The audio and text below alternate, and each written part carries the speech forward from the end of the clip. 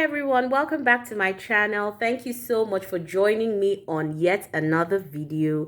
I sincerely appreciate you for watching and stopping by today. If you're a returning subscriber, thank you so much for continuing to support me. I don't take it for granted at all. And if you're new on here, welcome on board. I hope you enjoy this channel. You won't regret it, I promise you. And if you're just coming across my videos for the first time, I really hope you enjoy them enough to stay. I have lots of other videos. You can have fun, binge watch them, and make your decision as to whether you want to join this lovely fragrance family. All right, guys. So today I wanted to talk about a note that I really love in perfumes. It's a fruit that I love, and I love it as a note as well. It's pear. I love pear. I love pear. I just love how luscious and sweet and succulent a pear fruit is. You know, with pear, it's not too sweet. That's the thing. But you just feel refreshed after having a pear. And I feel like that's how it translates as well in perfumes. It just feels very succulent, refreshing, juicy, you know, everything in that line. So I have I think about 8 perfumes that I want to share with you today. And without further ado, we'll get right into the business of the day. So I'm going to start from number 8 and work my way up to my favorite pear perfume. So at number 8, we have Jean Paul Gaultier. And this is La Belle. I think this is La Belle Le Parfum, if I remember correctly. Yes, this is La Belle Le Parfum. Now, this one is a very beautiful aesthetic. I love I love the bottle. It's pretty. This is an amber vanilla fragrance. It's pear bergamot at the top. It's got some floral notes and leather in the middle, and then there's vanilla, vetiver, amber, and musk at the base. So it's quite a simple, straightforward note structure, of course, with pear being like one of the main players of this show. It gives me a slightly similar vibe to Roses Vanille by Mancera. I don't know why. Maybe it's because of the vanillic notes, but it's just the vibe. It's not like it smells exactly the same, but it just gives me the same vibe. So I've had my fair share of ups and downs with this perfume. I think I did a video of some perfumes that I didn't like and now I do, or something like that. And I think I featured this. I can't remember, but I think I featured it in that video. So like I said, I've had my my time with this perfume. I've been somewhere between, you know, some sort of indifference and liking this. So I think I've come to the conclusion that La Belle by Jean-Paul Gaultier, this is the Le Parfum version. I've come to the conclusion that it is very weather dependent. And for me, in hot weather, it doesn't sit well on me at all. In cold weather, it sort of smells different to me, pulls very different on me when the weather is colder. So I kind of wear it when it's cooler rather than, you know, in the hot weather. The pear makes a very grand entrance in the opening here, which I really love. It comes off like a pear tart, you know, with some sort of sugary vanilla syrup drizzled on. That's kind of the vibe I get from this. And the vetiver also is quite prominent in the dry down. It's it from being like overly sweet and flat, you know, so it comes off quite seductive too and warm. It's got very good sillage projection and longevity. This will last you a good 5 to 6 hours, if not more, you know, but good longevity on this one. So I think that this is a very nice pear-based perfume, works very well in cold weather for me, you know, and I feel like it can also work very well for like date night type use. So I would definitely recommend this, for instance, if you were asking about something to wear at night for an event at night, I would recommend this one. Okay, so that's it for Jean Paul Gaultier La Belle. Now, next up, we have one that I also really like, and that is La Nuit Tresor L'Eau de Parfum. This one is beautiful. Look at this diamond shaped beauty in a bottle. I love, love, love this. Love the bow, love the bottle. Looks very pretty. This is described, like I said, as an amber vanilla. It's quite a has a wide array of notes with pear, tangerine, and bergamot in the opening. So it gives it a very tart but juicy, sweet opening. So, that opening has, I guess, the citrus giving the tartness and then the pear providing that sweet, juicy feeling. For me, as it dries down, I get mainly the praline, and that's the sweetness for me. I get the caramel, the tonka, and I also get the incense, which I think I really like. Incense tends to add a bit of a mysterious, smoky feel to fragrances.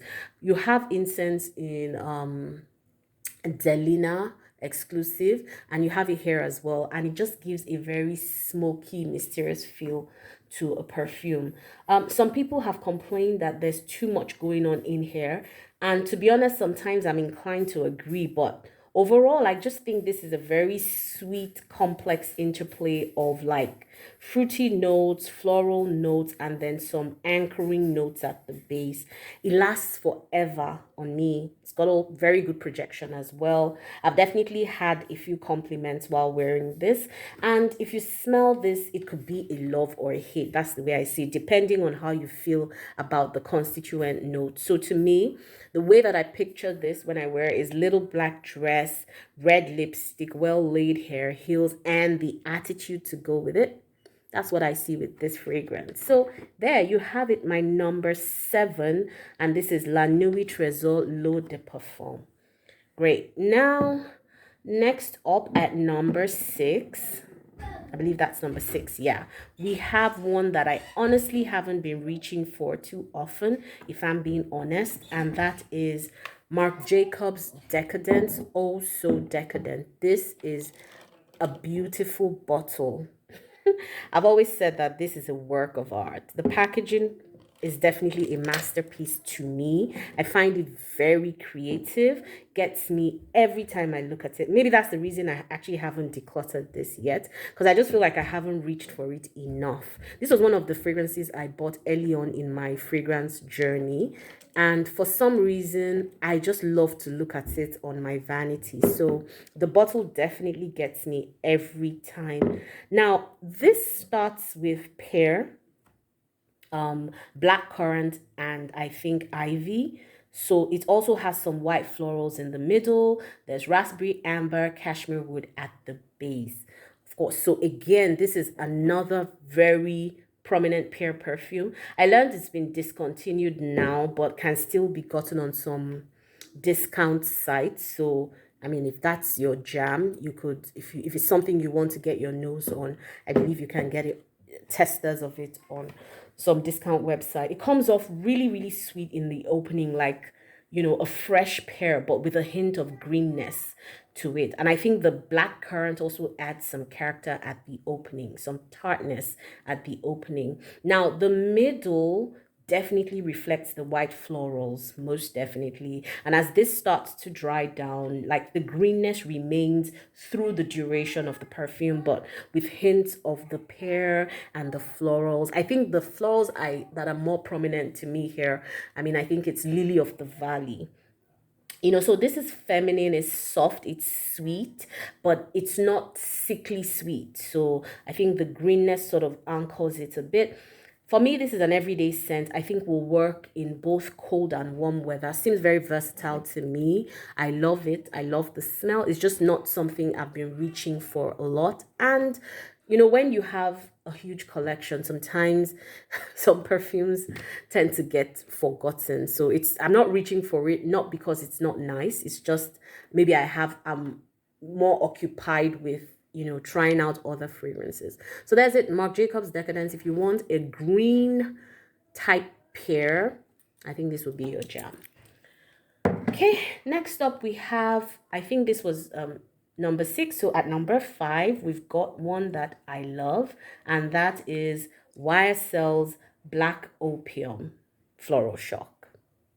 Yes, I love everything from the Black Opium line. I love it all the way back to Opium, which was like the first perfume in this range. That's an older perfume, something my mom used to use when I was much younger, and I have so many scent memories attached to that perfume. I love Black Opium. It's one of my best perfumes ever. I don't care that so many people find it basic or whatever. I love Black Opium. You can't tell me anything.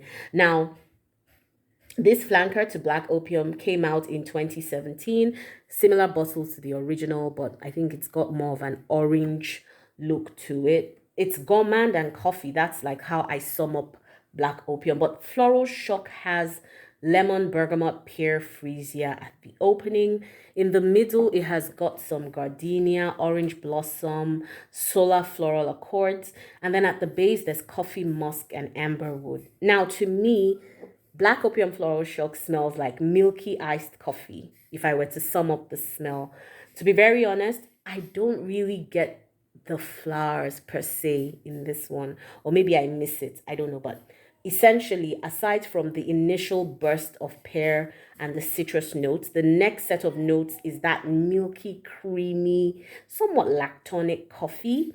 To me, it's like taking, coffee that has quite some, that is not too thick on the cream, just a light helping of cream in the coffee, and then you're sitting in a cafe that has some vases of white flowers, and so you get wafts of that white flowery scent as you take your coffee. That's what I envisage in my head when I wear this. I really love it. It's an easy reach for me. I pick it up anytime, especially when I don't want to think too much about what to wear and I want to smell good. I pick up my Black Opium Floral Shock. Very easy reach for me. The longevity is not fantastic. I mean, and that's one thing I wasn't too happy about with this fragrance, but I love it. I love it enough for me to want to spray it all the time.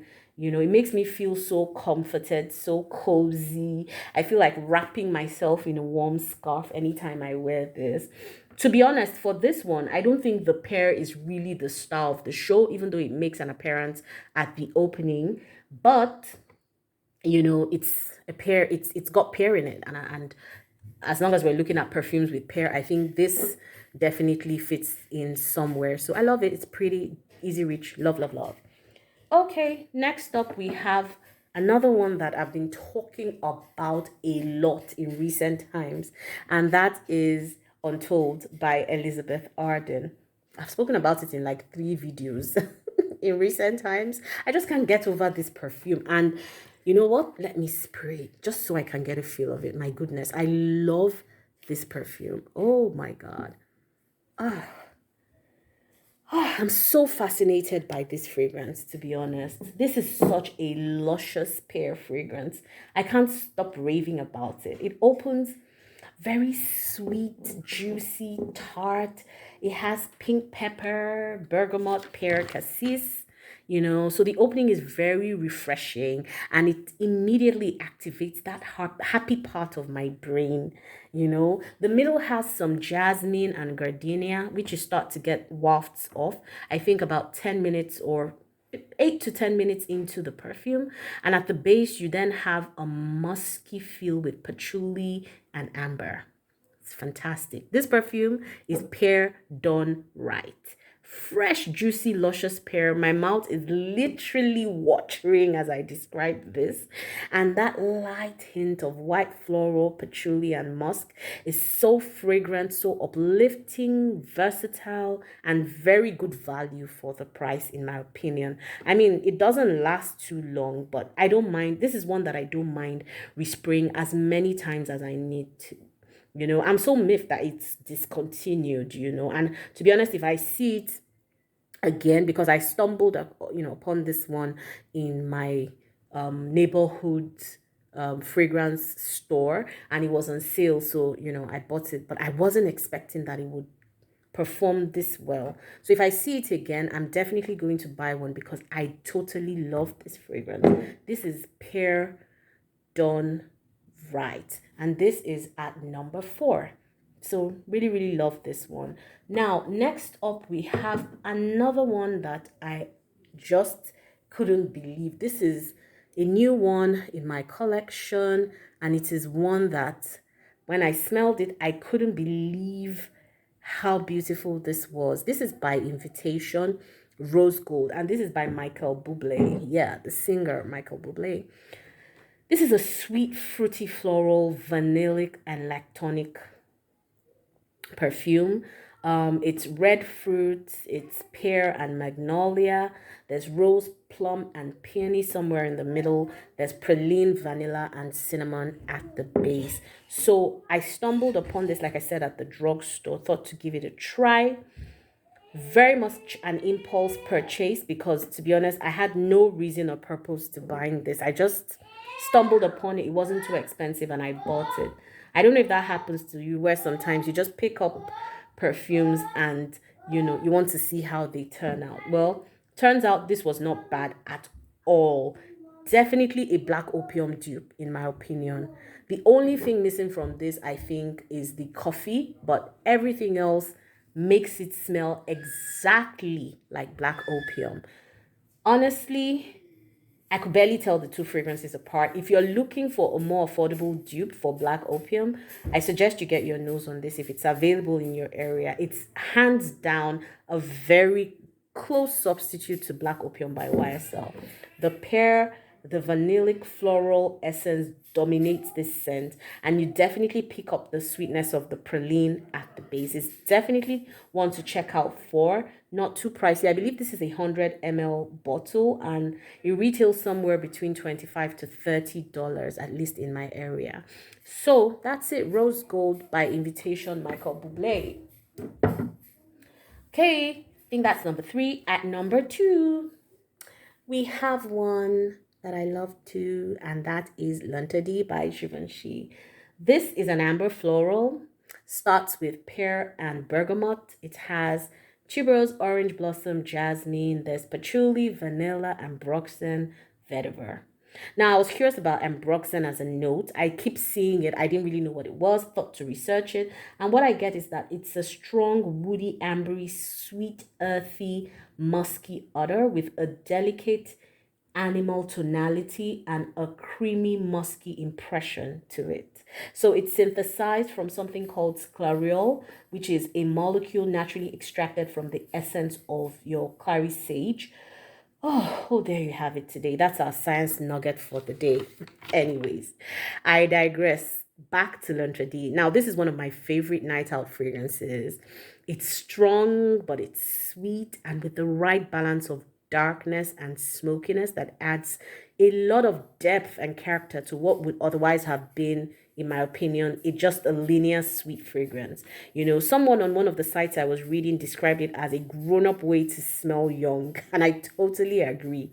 Totally. It just feels like a very sophisticated, grown, elegant woman who has her acts together but wants to explore like a more sensual, exciting side for a brief moment. That's what I feel when I wear this one. Reminds me a lot of Giorgio Armani, My Way, maybe because of the tuberose note. So I feel like if you like Giorgio Armani, My Way, you're more likely to like this one as well. It's quite long lasting, to be honest, and it projects quite well.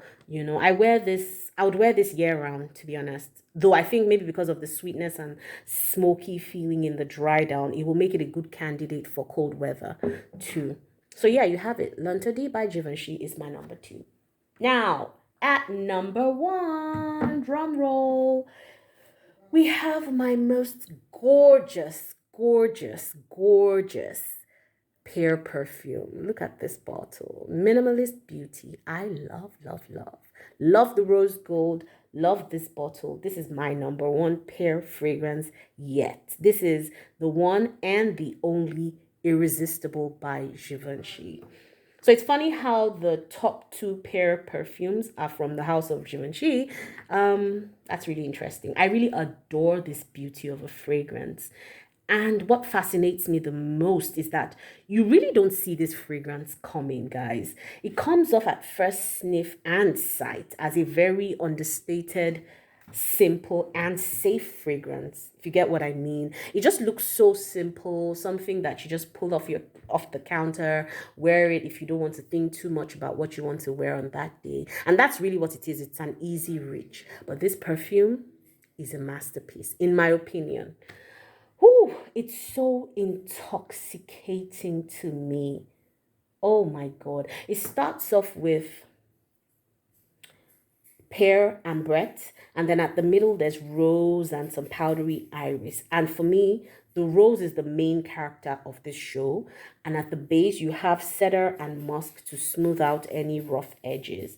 But the pear here plays a very strong supporting role. It's very bright, juicy. You get it in the opening and it stays through the duration of the scent. So when the rose starts to project, the mix of pear and rose just pulls very soft, warm, and feminine on me. It's so addictive. And to be honest, when I wear this, I catch myself taking like little whiffs of my pearl, like little sniffs of my pulse points, just to catch a whiff of the scent. My husband also adores this perfume on me. He calls it like one of my most feminine perfumes. He says that it brings out my femininity whenever I wear this. It's just really soft, ethereal, powdery, elegant. There's something about it that keeps me coming back for more. I get a hint of something slightly creamy too there. Maybe it's the musk and the cedar, because it's not like it has cream or any outrightly lactonic notes, but I get something creamy in the middle. I really love this fragrance, honestly. I consider it to be my best pear-based perfume, hands down, of all time, pending maybe when something else tops it. But I love this perfume. Love the pear note. It's juicy, it's succulent, makes me feel feminine, makes me feel so beautiful. Love, love, love this. So yeah, guys, there we go. My top 8 pear fragrances. For some, the pear is the dominant note. For some, it's not the star of the show. It plays a supporting role and adds like a juicy sweetness to the other notes. But these are my top 8 perfumes with pear in them that I absolutely love. Tell me in the comments if you are a pear lover. Do you have any pear perfumes? Which one do you think is your number one in terms of pear notes in perfumes? And also I'd love to know what other notes do you like in perfumes? What other notes do you want me to talk about? I would really, really love to know. Chat with me in the comments. And thank you once again for staying with me on this video. I sincerely appreciate you watching and hope to see you on a new video. Thank you so much and enjoy the rest of your day. Bye.